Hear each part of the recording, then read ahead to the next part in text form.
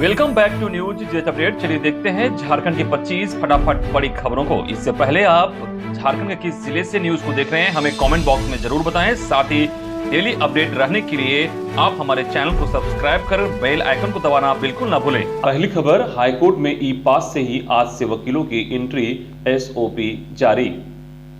Jharkhand high court में सोमवार से कई पाबंदियों के साथ फिजिकल सुनवाई शुरू होगी। फिजिकल कोर्ट के लिए झारखंड हाईकोर्ट ने नए नियम एसओपी जारी कर दिए हैं। नए नियम के अनुसार कोर्ट रूम में प्रवेश के लिए वकीलों को ई पास बनाना होगा। ई पास जनरेट नहीं होने पर वकीलों को अपना आई कार्ड और वकालतनामा दिखाना अनिवार्य होगा। इसके बाद ही कोर्ट रूम में प्रवेश की अनुमति मिलेगी। बिना ई पास के कोई भी वकील, अधिवक्ता, लिपिक और दूसरे लोग प्रवेश नहीं कर पाएंगे। वकीलों के अलग अलग कोर्ट के लिए भी ई पास बनाना होगा। ई पास हाईकोर्ट ही जारी करेगा। सिर्फ महाधिवक्ता, बार काउंसिल के अध्यक्ष, एडवोकेट एसोसिएशन, बार एसोसिएशन के अध्यक्ष को छूट दी गई है। न्यायालय कक्ष में एक साथ सिर्फ 4 वकीलों के ही प्रवेश की छूट दी गई है। इसमें दोनों पक्षों के एक सीनियर और एक जूनियर वकील रहेंगे। जरूरत पड़ने पर अधिवक्ता, लिपिक को संबंधित फाइल और जनरल के साथ प्रवेश दिया जा सकता है। इसके लिए संबंधित न्यायालय की अनुमति जरूरी होगी। वकीलों को एक केस में बहस पूरी करने के बाद कोर्ट रूम से बाहर निकलना होगा और वेटिंग प्लेस में जाना होगा। यदि किसी वकील का एक से अधिक केस में सुनवाई है तो उसे हर कोर्ट के लिए अलग अलग ई पास बनाना होगा। कोई व्यक्ति यदि अपना खुद मुकदमा लड़ना चाहता है तो उसे भी ई पास लेना अनिवार्य होगा। अगली खबर, झारखंड के सिंहभूम में भूकंप के झटके, रिएक्टर स्केल पर 4.1 दर्ज की गई तीव्रता। कोलाहल में सोमवार दोपहर भूकंप के हल्के झटके महसूस किए गए। दोपहर 2:22 पर आए भूकंप के झटके का कोई असर नहीं दिखा। भूकंप का केंद्र पश्चिमी सिंहभूम के जगन्नाथपुर में था। भूकंप की तीव्रता 4.1 और गहराई 10 किलोमीटर दर्ज की गई। मौसम विज्ञान केंद्र रांची के प्रभारी मौसम वैज्ञानिक अभिषेक आनंद ने पुष्टि करते हुए बताया कि 23 सेकंड तक भूकंप का केंद्र कोलाहल के पश्चिमी सिंहभूम के जगन्नाथपुर रहने के हल्के झटके महसूस किए गए। पश्चिमी सिंहभूम समेत पूर्वी सिंहभूम और सरायकेला खरसावां में जितनी तीव्रता थी उसमें अधिकांश लोगों ने महसूस नहीं किया। वहीं लिटिट्यूड 22.28 डिग्री उत्तर और लॉन्गिट्यूड 85.63 डिग्री पूर्व रिकॉर्ड किया गया। अगली खबर, अब झारखंड कोरोना अपडेट। राज्य में पिछले 24 घंटे में मिले 9 नए कोरोना संक्रमित। ये 9 संक्रमित राज्य के 3 जिलों में मिले हैं, जिनमें सबसे अधिक रांची में 5, पूर्वी सिंहभूम में 2 और धनबाद में 2 संक्रमित मिले हैं। वहीं पिछले 24 घंटे में राज्य भर में 8 मरीज स्वस्थ होकर घर लौटे हैं, जिनमें रांची से 7 और खूंटी से 1 कोरोना संक्रमित ठीक होकर घर लौटे हैं। कुल सक्रिय केस की बात करें तो राज्य के 12 जिलों में 98 सक्रिय मामले हैं, जिनमें बोकारो में 4, चतरा में 4, देवघर में 1, धनबाद में 3, पूर्वी सिंहभूम में 15, गिरिडीह में 1, जामताड़ा में 7, खूंटी में 4, लोहरदगा में 2, रांची में 52, सरायकेला में 3 और पश्चिमी सिंहभूम में 1 सक्रिय मामले हैं। इधर झारखंड में ब्लैक फंगस का फिर बढ़ा खतरा। रिम्स में महिला मरीज ने तोड़ा दम। राज्य में एक्टिव 6 केसेस। राजधानी रांची समेत पूरे झारखंड राज्य में कोरोना संक्रमण का खतरा कम जरूर हुआ है, लेकिन इस बीच एक नया खतरा फिर से संकेत देने लगा है। म्यूकोरमाइकोसिस यानी ब्लैक फंगस का खतरा राजधानी रांची समेत राज्य भर में फिर से दस्तक देने लगा है। आलम यह है कि स्टेट के सबसे बड़े अस्पताल रिम्स के न्यू ट्रॉमा सेंटर में ब्लैक फंगस की संदिग्ध 58 वर्षीय महिला पुतली देवी की मौत हो गई है। इनका इलाज रिम्स के ट्रॉमा सेंटर के दूसरे तल्ले पर चल रहा था। वहीं रिम्स के डेंगू वार्ड में भी ब्लैक फंगस से संक्रमित एक अन्य व्यक्ति का इलाज चल रहा है। ब्लैक फंगस के राज्य भर में एक्टिव मरीजों की संख्या 6 है। इनमें रांची में ब्लैक फंगस के 5 एक्टिव मरीज हैं, जबकि एक एक्टिव मरीज गुमला जिले से है। अगली खबर, भाषा विवाद, भोजपुरी एकता मंच ने झारखंड सरकार को दी चेतावनी। झारखंड में सीएम हेमंत सोरेन की ओर से भोजपुरी, अंगिका और मगही वाले लोगों को लेकर दिए बयान को लेकर विवाद थमने का नाम नहीं ले रहा है। राज्य के मुख्यमंत्री के दिए बयान को लेकर विपक्षी पार्टियां और झारखंड में बसे भोजपुरी समाज के लोगों ने विरोध का स्वर ऊंचा कर दिया है। रांची में भोजपुरी एकता मंच की ओर से रविवार को एक कार्यक्रम का आयोजन किया गया, जिसमें रांची के लोकप्रिय विधायक सीपी सिंह भी शामिल हुए। विधायक सीपी सिंह ने कहा कि भोजपुरी, मगही और अंगिका भाषा की सिफारिश वह राज्य गठन के बाद से ही कर रहे हैं, क्योंकि झारखंड में भोजपुरी, मगही और अंगिका बोलने वाले लोगों की संख्या अत्यधिक है।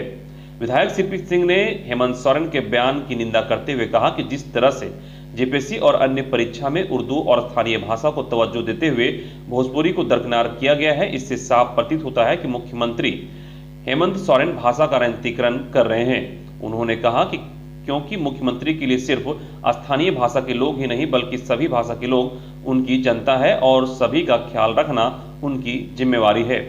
भोजपुरी एकता मंच के लोगों ने एक स्वर में कहा कि अगर झारखंड की सरकार बिहार से आए लोगों को तवज्जो नहीं देगी तो आने वाले समय में सरकार को इसका करारा जवाब मिलेगा। अगली खबर, शिक्षा में सुधार के लिए सरकार के कदम, एक कैंपस और आसपास के स्कूलों का होगा विलय।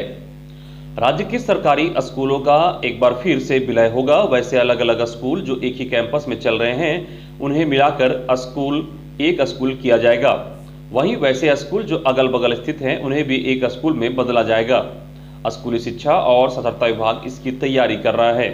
शिक्षा विभाग ने सभी जिलों से इसकी रिपोर्ट तलब की है। माध्यमिक शिक्षा निदेशक हर्ष मंगला ने सभी जिला शिक्षा पदाधिकारियों को एक पत्र लिखा है और जानकारी मांगी है। सितंबर में शिक्षा सचिव राजेश शर्मा के नेतृत्व में हजारीबाग में स्कूलों का भ्रमण किया गया था। इस दौरान प्रमंडल की समीक्षा में पाया गया था कि एक ही परिसर में और छात्राओं के लिए अलग अलग स्कूल चल रहे हैं। वर्तमान हालत में अलग अलग स्कूल का कोई औचित्य नहीं है। शिक्षा सचिव के निर्देश के आधार पर सभी जिलों से एक ही परिसर या नजदीक में चलने वाले कितने विद्यालय हैं जहां छात्रों और छात्राओं के लिए अलग अलग स्कूल संचालित हैं, इसे जिलों को 8 अक्टूबर तक उपलब्ध कराने को कहा गया है।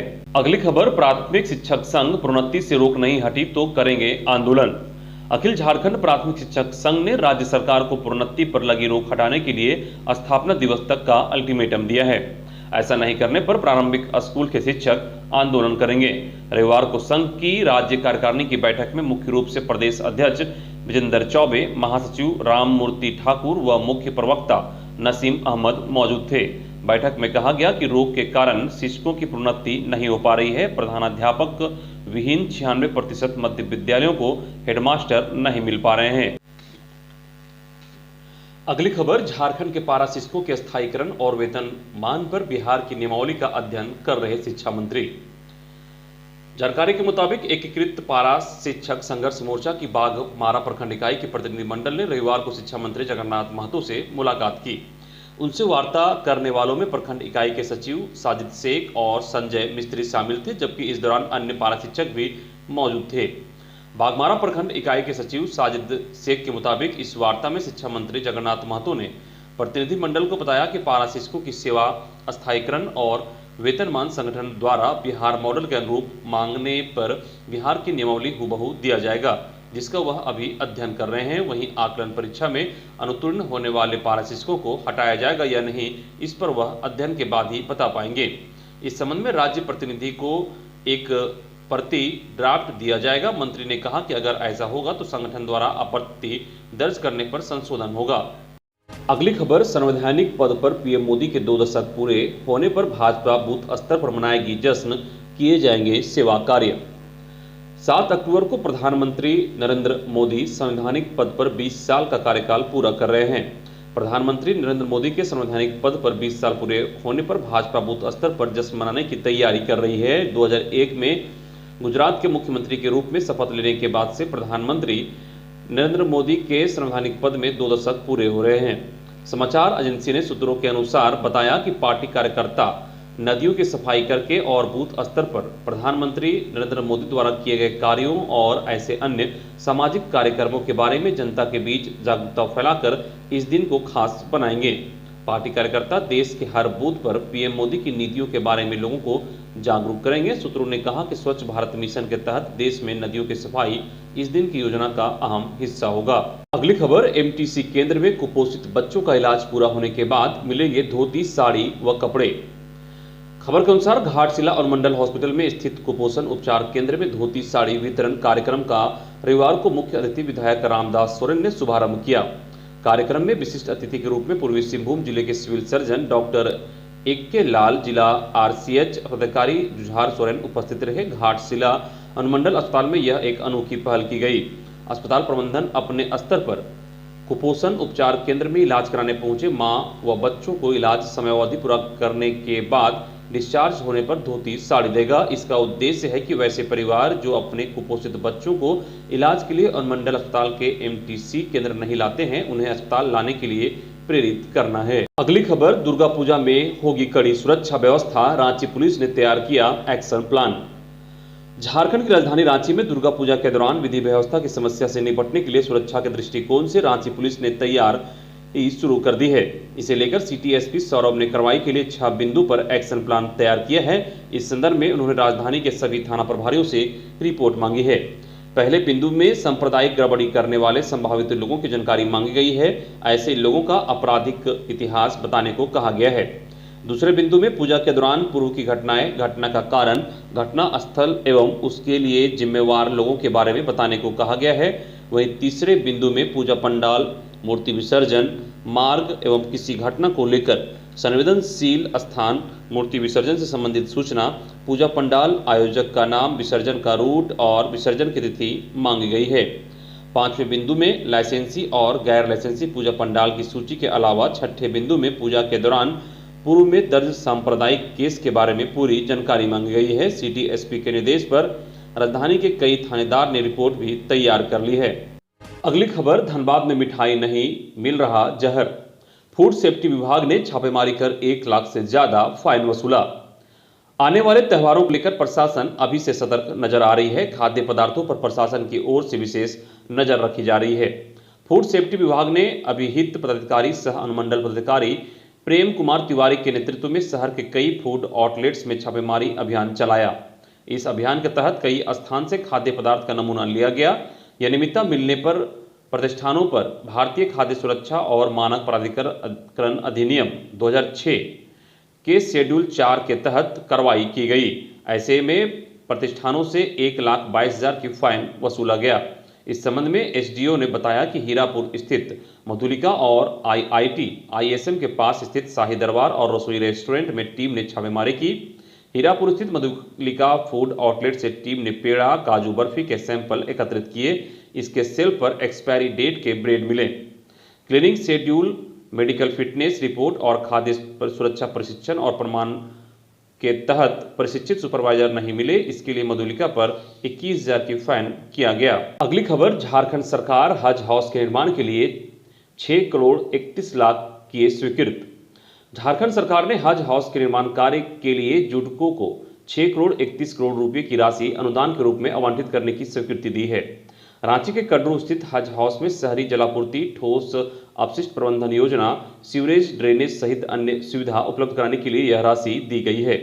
उल्लेखनीय है कि नगर विकास ने 2016 में 65 करोड़ की लागत से हज हाउस निर्माण की योजना की स्वीकृति दी थी। G+5 आकार का भवन निर्माण कराया गया। बाद में मुख्य अभियंता अनुशंसा पर करीब 55 करोड़ का रिवाइज एस्टीमेट स्वीकृत किया गया। योजना में अब तक जुडको को 48.85 करोड़ रुपए दिए गए। अगली खबर, ढलाई करने जा रहे मजदूरों से भरी पिकअप वैन झारखंड में दुर्घटनाग्रस्त, 1 महिला मजदूर की मौत, 5 घायल।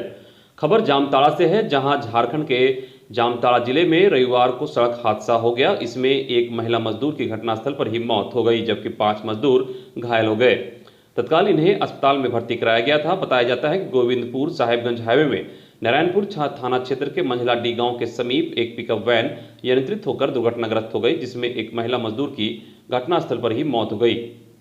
जानकारी के अनुसार नारायणपुर थाना क्षेत्र के खरियोडीह से करमदाहा ढलाई करने के लिए पिकअप वैन में सवार होकर सभी मजदूर जा रहे थे। अगली खबर, सहायक पुलिस कर्मियों का धरना 7वें दिन भी जारी, सीएम से की अपील, साथ में भोजन कर महसूस करें हमारा दर्द। झारखंड के 12 नक्सली जिलों में संविदा पर बहाल सहायक पुलिसकर्मियों का आंदोलन जारी है। मोरहाबादी मैदान में सहायक पुलिसकर्मी 7वें दिन रविवार को भी धरना पर बैठे हुए हैं। इन पुलिसकर्मियों ने राज्य के मुख्यमंत्री हेमंत सोरेन को आमंत्रित किया है। इनका कहना है कि सीएम हमारे साथ बैठकर भोजन करें और हमारे दर्द को समझने का प्रयास करें। उनका कहना है कि सहायक पुलिसकर्मियों की बहाली नियमावली के अनुसार हुआ है। इस बात को मुख्यमंत्री हेमंत सोरेन समझने की कोशिश करें। 3 साल के बाद सभी बहाल हुए सहायक पुलिसकर्मियों को जिला पुलिस में समायोजित करने की बात कही गई थी, लेकिन अब यह बात सिर्फ हवाई बनकर रह गई है।